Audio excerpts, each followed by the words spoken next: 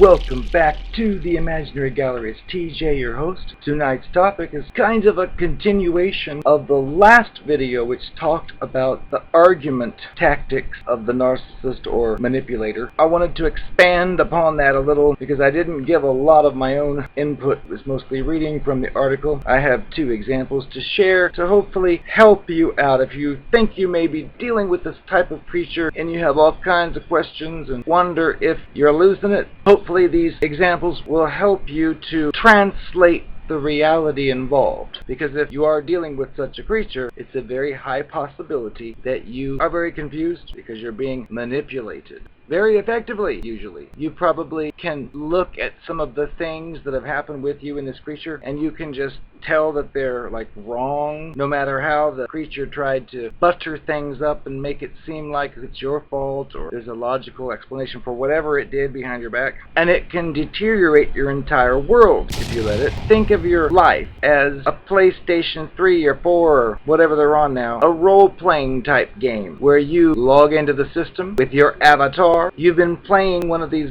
games for quite a while. There'll be a special screen which would represent you, the player. There'd be hearts to show the number of hearts you have, meaning life, which you lose throughout the game if you encounter treacherous situations. They also may have, like Grand Theft Auto, a wallet where you've got money. You may know that there's a goal down the road that you'll need money for. And also, you'll have weapons you've collected. All these things that are there to help you play the game. Think of your life like that. Like when you're a young person, you probably figured, oh, one day I want to find a great person and have a nice life with them. When you meet the narcissist creature, you feel like you're that game player in the video game who's, for example, come across a huge fortune in one of the scenes. Well, you think you found a huge fortune with this creature because it gets along with you so wonderfully, doesn't argue with you or anything in the beginning, and you get hooked in. Well, that is like you're playing your video game and you've just collected a bunch of money and a bunch of weapons. You can look at that screen and you can see that, wow, you've got all this stuff going in your life, a bunch of weapons, and you think you're going to win to the next level. Well, that's how it kind of feels when you've met this creature. It seems like everything's just falling in place perfectly at first during idealization. But eventually when it gets to the later stages, the devalue and the discard, it's as if you're playing that video game, feeling proud of all the achievements you have on that screen, and it's as if somebody came by and kicked the cord out of the wall and you lost everything. I often referred to it as, with the creatures, you just ripped the rug out from under me. Same concept. Because your real life is based on similar things to the video game, where you have money, items you've purchased and you own. You can apply it in many different ways. The point is, though, you have all these things that are there for your benefit, and if somebody yanks the cord out and just destroys it all, well, that kind of throws you off balance. If you've got one of these creatures in your life, it's probably developed over time. It's become like a habit. It's become regular for you. It's become part of your reality. And all of a sudden, you're realizing this person I've chosen to associate with is corrupt and fake. It can be devastating because oftentimes you can actually recall one of your arguments, for example, and just realize how wrong it is. Yet, when you try to approach the creature, you don't get anywhere, and that's the second part of this. You're probably perplexed about all of the discussions and attempts you've made to smooth things out, to get things back to the way they were in the idealization phase, when you didn't realize you were actually involved in an idealization phase. You were led to believe it was just a regular part of reality, a natural occurrence with you meeting someone, and they just happen to love everything about you. Yeah, right. But I want you to think of this part as when you attempt to address your problems. We've covered on many occasions how it results in a dead end. I wanted to take that a little bit further and hopefully wrap your head around. You know that if somebody told you, hey, I met this person and it did this and did that and did this, you would be saying, well, get rid of it! Like that. But here, those same words apply to you, and you may be clinging on. You may be having hope that there's a chance that you can fix whatever's wrong. But I trained in customer service, and I learned that when a customer in general has a complaint, there are some things you're supposed to do. In fact, there was a job aid hanging up on the desk when the customer's calling in, let's say, and complaining. First off, they want to be heard. There's also the implication of responsibility, like if they went to a store and bought a product that was promised to do a certain thing and didn't, well, they'd have a genuine complaint. Your job as the customer service person is A, to make sure you heard the person correctly, which often includes just restating back. Okay, so you're stating that you had bought this product that you were told was good for A, B, C, and D, yet didn't work for A, B, C, and D, and you're upset because you paid for that. You're basically just restating. That lets the customer know that you've heard them so they can feel that they've been heard and that you understand. Well, then step 2, you address this problem. Oh my goodness, I can see how you'd be upset about being promised A, B, C, and D, and then none of it happened. And then you take it to step 3, letting this customer know what you're going to do to resolve it. Because oftentimes on these types of calls, they don't get to these stages. They just end up arguing, kind of like your narcissistic creature. The customer will generally be satisfied if they feel like they've been heard, they feel like their complaint's valid, and they also know someone is going to do something about it. Well, that's a wonderful fantasy when it comes to the creatures, because they don't do any of those things. And I know you think back to your idealization when you didn't even ask for things, but they noticed things that needed to be done and did them, which made it shocking for you when you decided that you have fun doing this and doing that with this creature, but you have a big problem with a certain thing that goes on a lot, yet you can't seem to discuss that matter and get anywhere. Because you're thinking optimistically, because you think, oh wow, this person solves every problem I have. So you'd think that naturally you would just barely have to mention your concern and the creature would be following the customer service example. You know when you go to your creature and you say, look, I really like this and this and this, but, and you talk about that, which is wrong or bad, you don't get the customer service experience of the creature saying, oh my goodness, so you're upset because I had done this and done that, and it affects you in this way. You know what? I'm going to take action, and I will stop that. That is like a dream with these creatures. You wish that would happen, but it doesn't. And many of us can't accept that because we think, wait a second, I've been solving problems all my entire life, and this is clearly a problem, and the other party is out to lunch. So it can be frustrating because you would just think it would be the easiest thing in the world for this creature, considering all it's done for you previously, but all of a sudden it becomes a brick wall. It becomes difficult. It doesn't follow those rules that you're expecting and that you deserve. The underlying implication here is, hey, this person's claimed to love you. Well, if that person loves you after a week and you have a problem with something this person's done, well, it's that person's duty to listen to what the problem is, address it, acknowledge it, and work to fix it. But doesn't happen with these monsters. And yes, you're not going crazy. You know what you're doing. You're trying to make peace and resolve something. With these creatures, unfortunately, they don't have that ability within them. All they can do is deflect, argue, take the focus off of themselves, and turn it onto you. Argue about something you did, which completely bypasses every concern you brought up. An ineffective line I used to use on the creatures I knew when I'd have a genuine complaint about something is I'd say, okay, this situation happened, and I would get that same ridiculous, oh, but what about you? And I would have to say, well, if you have a concern about something I did, well then you can call a discussion just like this one, and we can cover that. Now, back to the subject. But again, you can be as clever as you want with these creatures. And a lot of times I do these things, and I'd be thinking that if I was on stage and an audience was watching this, they'd be laughing. Yet I'm dealing face to face with this monster who's got no sense of humor and who's actually behaving in the nasty narcopathic way. But yes, they're a joke. They're not in reality. They can't face reality. They can never connect with you because they cannot connect with themselves. They've avoided that. Speaking of customer service, I had a rather interesting encounter with customer service this evening earlier. I'm not saying the person I dealt with the customer creature, but it wasn't ideal.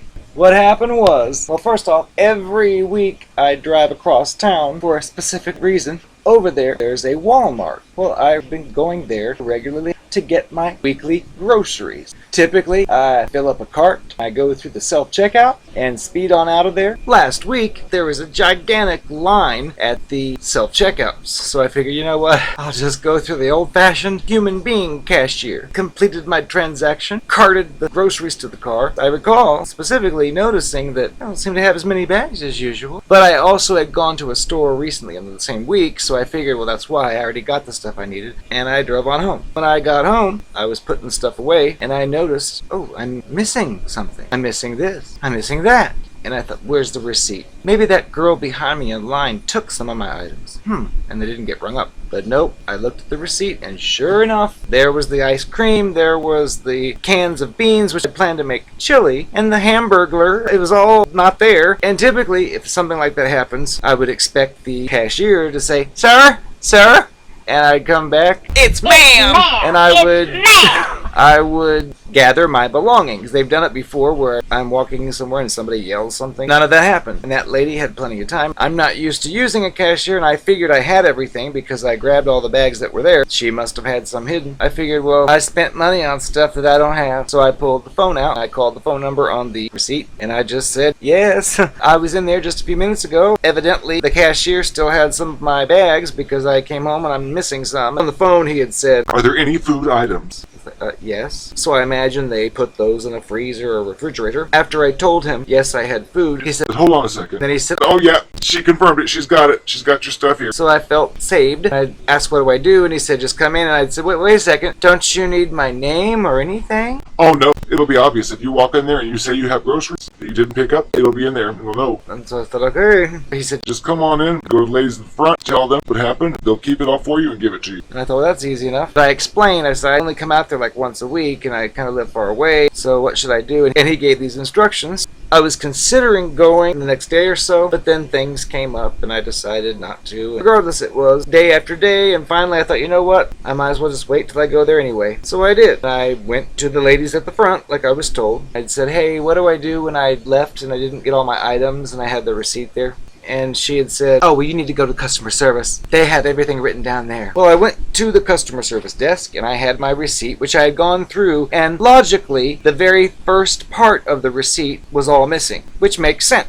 Because the cashier rang up each thing. That was the last bag or two, and obviously I didn't have it. It's pretty much common sense. I had put a little dash mark next to most of the items because some of them were worded in a way where I didn't really know what it was. It would be like just a few letters, partial words, so I didn't check everything. But I wanted to make sure I knew because I didn't want to go in there and steal something. I went to the lady at the customer service and I told her the whole story, and she said, Oh, that was last week. You have to do that in 1 to 2 days. and I said, well, that's not what the man said on the phone. He said just to come on in and talk to the ladies at the front and take care of it. Oh, no, it's going to require a manager. I called a manager. She kept being negative, saying, Oh, we don't do and that. I thought, so, okay, so I came here and I paid money for stuff I didn't get. I'm just out that money and you get to keep the food? But I didn't get that far. I just was thinking it. Because I thought, this lady's wrong. She said, I called the manager. We don't normally do that after 3 days or more. well, then the manager lady came over. I told her the same story, showed her the receipt. She had said, Well, go get the stuff. saying to go pick up every item I didn't receive. Cashier lady had said, Oh, it has to match exactly. Everything has to be exact. kind of witchy. I thought, what's wrong with this lady? She didn't seem very positive. She didn't seem friendly. Maybe she's a narcissistic creature. Maybe she's a cluster B monster. I don't know. I'm not here to diagnose her. It's just an example because it fits with customer service. So I took my receipt, wheeled my little cart around, went to every little spot. I could identify most everything on the list, but there were a few things I didn't understand. But I eventually figured them out. But then I got to the dog food, and that was ridiculous because I get little wet food containers, like 6 of them. I had to go through each individual dog food. I finally pulled the phone out and typed the numbers in the search engine, and it sure enough brought up the dog food brand. So I just thought, oh, spicy steak flavor. Oh, there it is.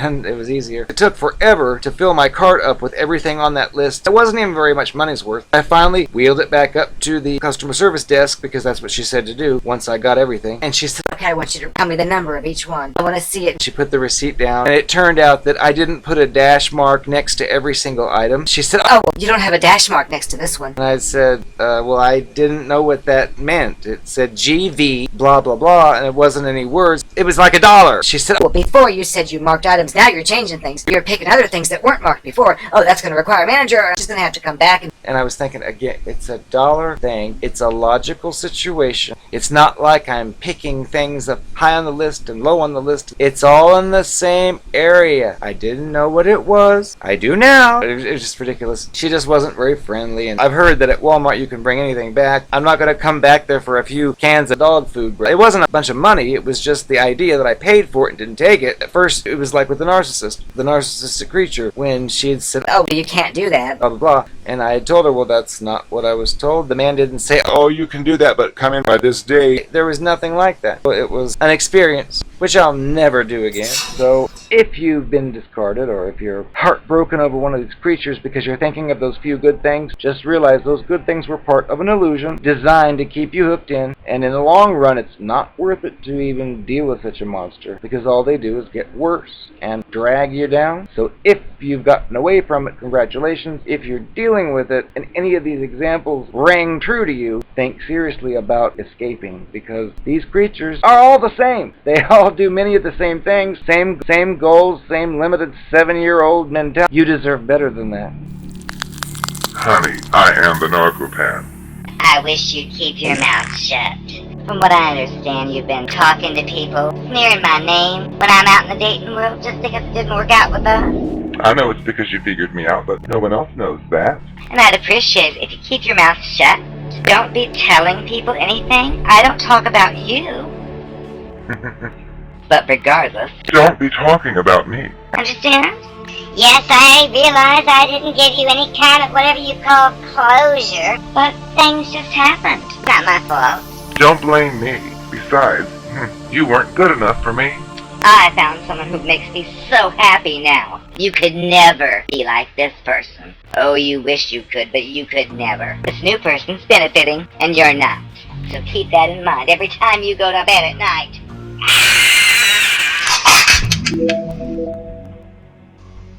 Well, since I'm giving you the confessions, I might as well tell you. There's a reason I didn't give you that closure you wanted so badly. Because I might have needed you in the future.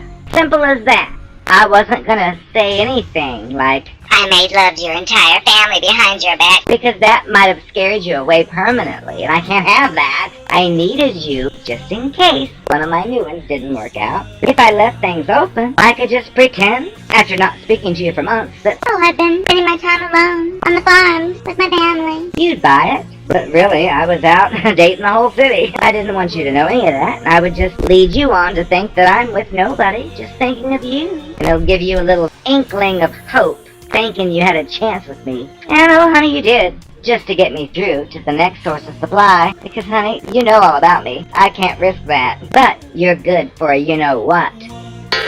Otherwise, I've got other people online. And it probably doesn't bother you that that night I did hook up with you. Hoover's what you call it. My lips were wet with another guy's saliva and fluid. I hope you liked the way that tasted. I hope you loved it drinking that down your throat. That's what you get. How you think you're so smart? And please don't talk to me about morality. That's something you regulars do. I don't know what it means. I don't have none of it. For me, anything goes. If I detect that it's not acceptable to my latest partner, well, then I just keep it hidden. That's the way it has to work. That's the narcopath way. What can I say? I know I like to talk about you being faithful to me. Well, honey, that was all one-sided. It meant nothing to do with what I was doing. It's just what I expected of you. Because I have special needs. I am the narcopath and I get what I want. What's okay for me to do is not okay for you. Which means, if you look at that hot chick walking down the grocery store aisle, you need to keep your eyes away. But if I'm in there, and there's a hot stud or a hot tuna fish, that's perfectly fine for me to look at, and touch, and lick in the bathroom. Like I did that. Shush. Oh, never mind. Anyway, you get the idea. I'm entitled, you're not. That's all there is to it. If you would have learned that, we could have been together forever. Too bad you were too independent. But you're lost.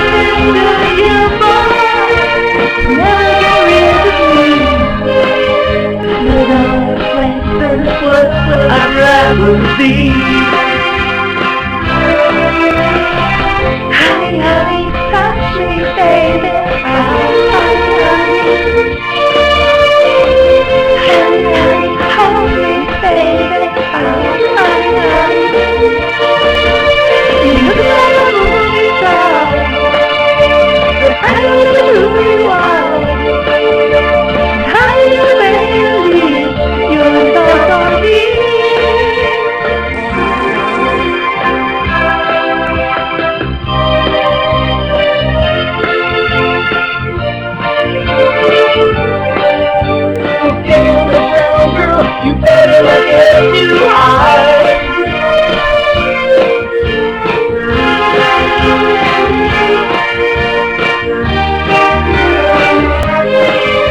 There's no other place in this world where I'd rather be.